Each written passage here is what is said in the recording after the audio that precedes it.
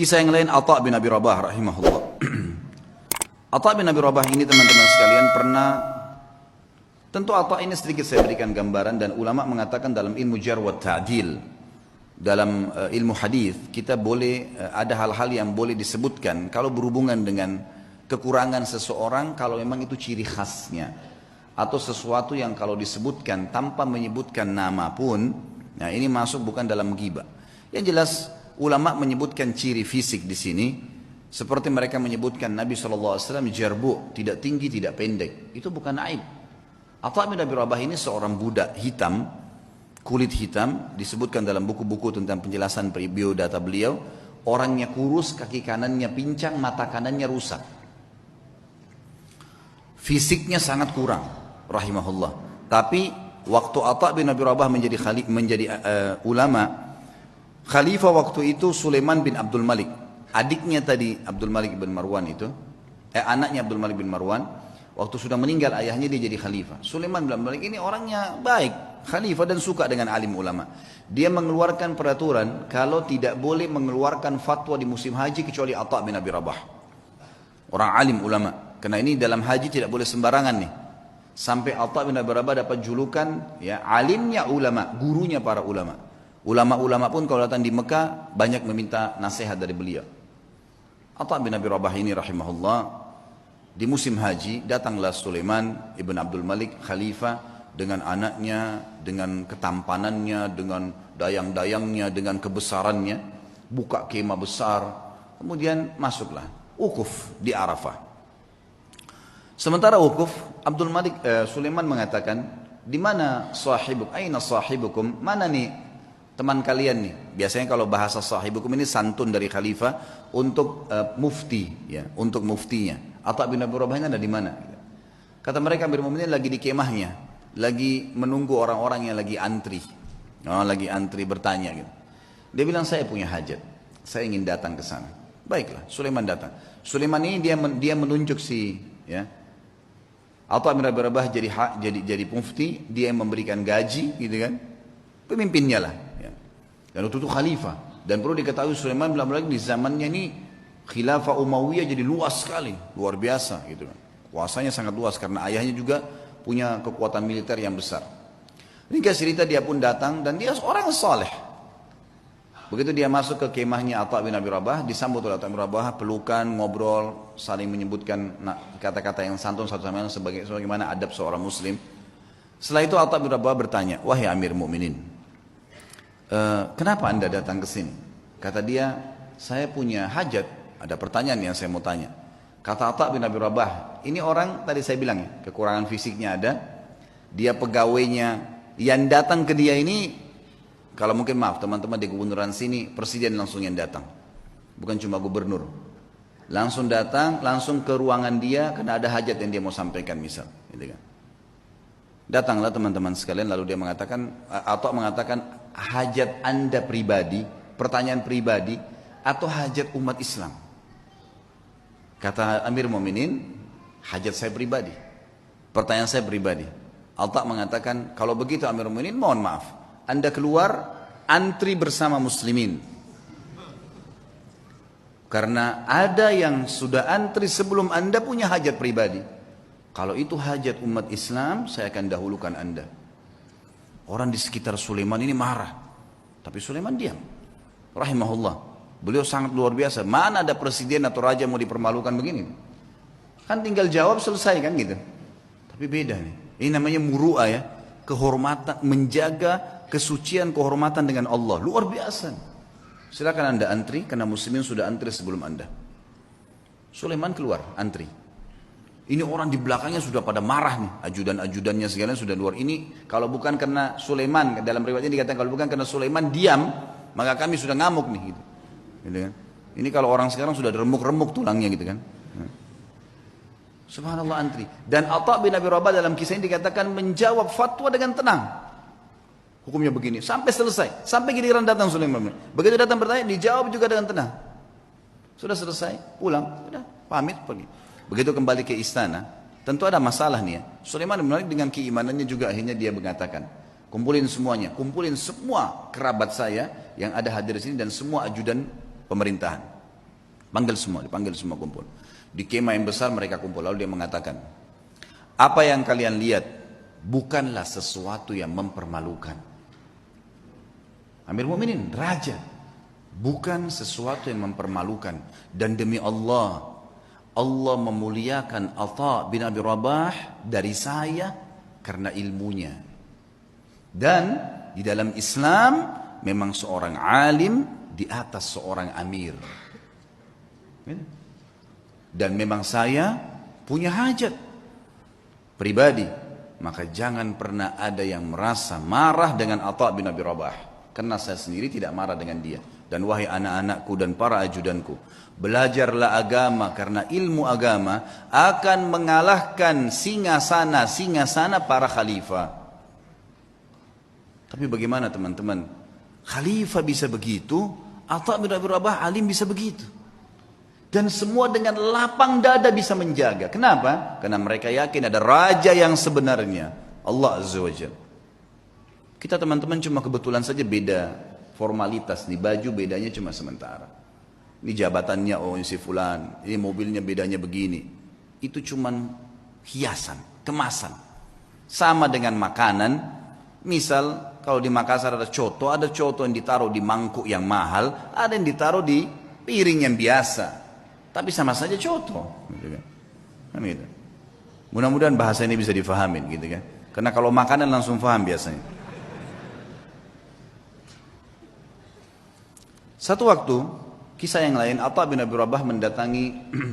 Jadi Sulaiman meninggal dunia. Khalifah tadi meninggal dunia, sudah lewat waktunya dia meninggal dunia. Datang adiknya bernama Hisham. Hisham bin Abdul Malik, biasanya memang sudah tradisi, mungkin teman-teman di kantor pemerintahan sudah tahu, biasanya kalau ada datang pejabat baru, maka dia akan ambil informasi dari pejabat sebelumnya tentang orang-orang relasi yang bisa dihubungin, kan gitu. Itu sudah biasa, turun-temurun memang dari dulu gitu. Tapi mudah-mudahan relasinya ini orang-orang yang tepat. Yang jelas Hisham bin Abdul Malik sudah tahu, kakaknya ini Sulaiman terkenal dengan kesolehannya, dengan kealimannya, dia telah menunjuk ya Atha menjadi mufti. Maka dia tidak mau ganggu tuh, dibiarin Atha jadi mufti, lanjutin fatwanya. Satu waktu Atha bin Abi Rabah datang ke istananya. Atha bin Abi Rabah ini teman-teman sekalian naik keledai, keledainya tua. Dan untuk naik ke keledai itu kan biasanya ada pijakan untuk injak ya, itu dari kayu biasa. Bajunya biasa, imamahnya juga sudah tua, besar gitu.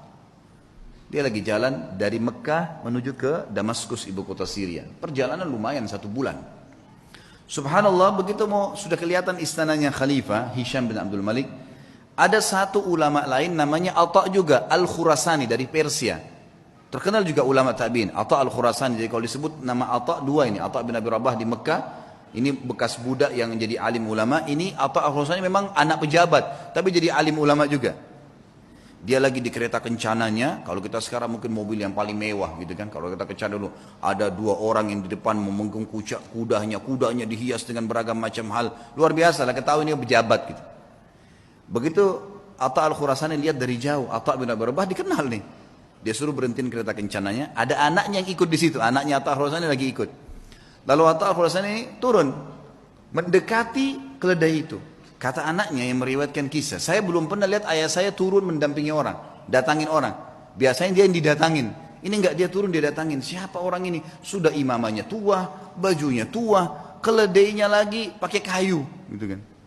Kata anaknya nih, dia bilang, saya tidak pernah lihat ada orang semiskin itu. Dalam kisah itu gitu. Lalu ayah saya pun datang memeluk salaman seperti sahabat lamanya. Lalu mereka ngobrol, saya tidak tahu apa yang diobrolin. Lalu kemudian ayah saya kembali ke kereta kencana lalu mengatakan kepada saya, wahai anakku, saya akan masuk bersamanya ke Amir Mukminin. Kata anaknya, ayah, siapa orang ini? Saya belum pernah lihat orang semiskin ini gitu. Kata dia, hati-hati dengan lisanmu. Ini adalah Atha bin Abi Rabah. Kata anaknya, Atha bin Abi Rabah, alim ulama. Kata ayahnya, iya. Makanya hati-hati. Jangan ngomong sembarang. Walaupun bukan Atha bin Abi Rabah, kau tidak pantas mengucapkan kalimat itu. Anaknya mengatakan, saya pun beristighfar kepada Allah. Lalu saya melihat ayah saya jalan kaki bersama dengan Atha bin Abi Rabah. Masuk. Ringkas cerita, masuklah mereka ke istana lalu mereka keluar. Kata anaknya, ayah, kata anak Atha al-Khurasani, anaknya bilang, ayah, ceritain apa yang tadi terjadi di dalam. Kata Atha al-Khurasani, demi Allah, kalau bukan Atha bin Abi Rabah, saya tidak diizinkan masuk. Atha bin Abi Rabah jalan pincang, kakinya hitam, tubuhnya hitam, bajunya biasa, matanya satu rusak. Jalan. Dia bilang, begitu kami masuk, ini Atha al-Khurasani dengan baju jubahnya yang mewah dan seterusnya. Jalan. Dia bilang, begitu demi Allah kami masuk pintu gerbang istana, Hisham bin Abdul Malik berdiri dari singgasananya. Raja berdiri. Kemudian mendekati Atha bin Abi Rabah. Dan orang-orang tidak tahu nih Atha bin Rabah siapa. Pejabat-pejabat ini banyak yang tidak tahu. Karena cuma dengar namanya. Lalu julukannya Atha bin Abi Rabah ini adalah Abu Muhammad. Anaknya Muhammad. Hisham mengatakan, hahuna Aba Muhammad. Kesini ayahnya Muhammad.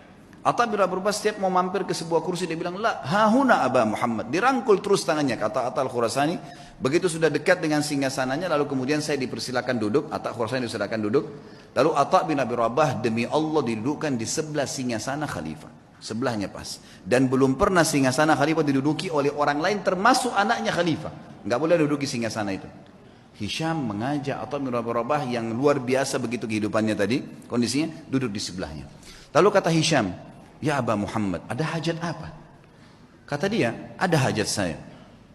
Hajat yang pertama dia bilang, penduduk Mekah dan Madinah wahai Amir Mu'minin, tetangganya Allah dan tetangganya Rasulullah SAW. Karena di Mekah ada Ka'bah, berarti orang yang tinggal di Mekah kan tetangganya Allah, bahasa santunnya begitu.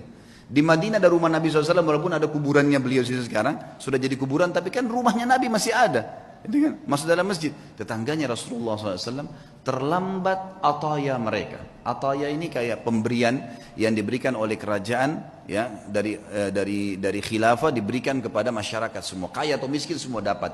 Dari hasil pendapatan negara nanti dikeluarkan untuk kebutuhan negara, kemudian sisanya dibagi rata. Itu haknya masyarakat. Penduduk Mekah dan Madinah tetangga dengan Rasulullah SAW terlambat ataya mereka. Maka saya mengingatkan anda kepada Allah agar memberikan kepada mereka. Baik. Kata Hisham, ya gulam, sekretaris datang, catat dan berikan sekarang juga. Ada lagi hayanya Muhammad, ada lagi. Para mujahidin yang membela perbatasan kaum muslimin, mereka ribat setiap hari. Terlambat gaji-gaji mereka. Ada istri dan anak mereka mengeluh dengan saya. Maka berikan hak mereka. Ya gulam, catat, segera jalankan pesannya Aba Muhammad. Ada lagi hayanya Muhammad, terus aja Atha menyampaikan hajat muslimin. Gak ada hajat dia pribadi nih, hajat begini, hajat begitu. Ringkasnya adalah, terakhir sudah 5 hajat, 6 hajat disampaikan. Kata Amir Mu'minin, masih adakah hayat Muhammad? Kata Atha al-Khurasani, demi Allah, Atha bin Abi Rabah berdiri dengan tegak di depan Amir Mu'minin. Lalu mengatakan kalimat yang membuat istana itu kalau mau goncang bisa goncang. Dia mengatakan apa? Wahai Amir Mu'minin, ada hajat yang lebih penting dari semua yang saya sampaikan tadi. Kata Hisham, apa itu wahai Atha? Aba Muhammad, apa itu? Ini orang-orang kaget, belum pernah ada orang khalifah duduk, dia berdiri depannya dan dia menunjuk nih, ada hajat yang lebih penting. Kata dia, apa itu hai ayah Muhammad? Demi Allah wahai Amir Mu'minin, kau dilahirkan di muka bumi ini sendirian. Dan kau juga akan mati sendirian. Dan kau akan dihisap oleh Allah sendirian. Demi Allah, semua yang kau lihat di sekitarmu ini tidak bermanfaat buat kamu. Maka bertakwalah dengan Allah. Hisham bin Abdul Malik menangis. Waktu itu menangis luar biasa sambil memukul tongkatnya.